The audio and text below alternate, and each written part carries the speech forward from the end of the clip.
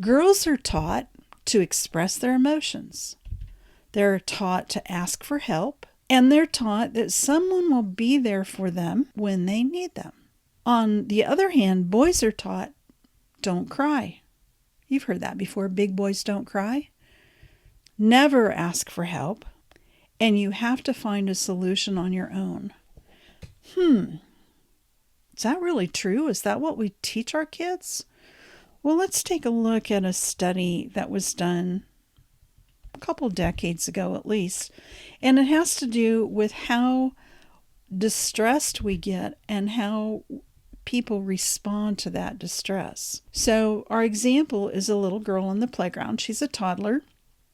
She's out there playing, having a good time, enjoying herself. There are other children around, and another child takes the toy that she's playing with, and she begins to cry. And she immediately looks to her caregiver. And I say caregiver because it could be any adult that's there with her, whether it's mom or it's dad or it's a nanny or grandma or a babysitter, whoever's there with her, the adult that's there to watch out for her. She will cry and look to the caregiver for help to be rescued. The caregiver actually starts to develop that expectation in her, because as soon as the caregiver sees something happen to the little girl, they take action. They move to rescue her. They move to comfort her. They will correct the other child. They'll take the toy from the other child, scold that child, give them a little mini lecture on how you need to be nice, you need to play nice. That belongs to her.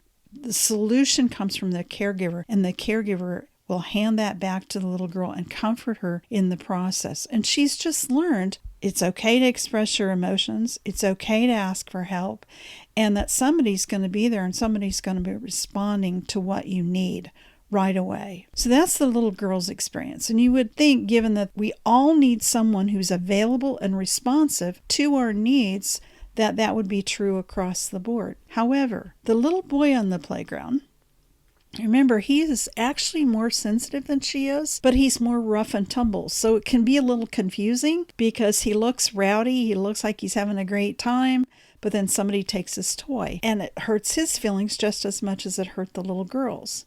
The big difference is how the caregiver responds to his distress. Most of the time, according to the study, most of the time the caregiver would hold back and wait to see what he does.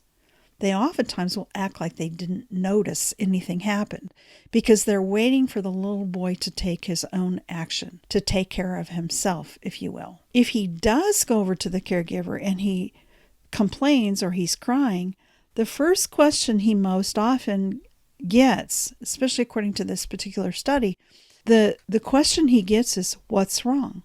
And if he's crying while he's talking, then the caregiver will say, stop crying, or stop crying, I can't understand what you're saying. And he is expected to tell what the problem is. Actually has to go into detail in order to get help, where the little girl, all she had to do was cry and maybe look to the caregiver.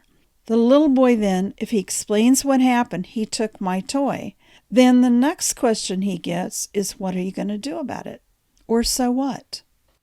And now he's confused because he's hurt, he's looking for comfort, he's looking for someone to be responsive to his needs, and no one is. And so he has to figure out what he's going to do about it. So he's just learned, big boys don't cry, don't ask for help, because you're going to have to justify your reasons for asking for help. It's not just help me, it's why do you need help?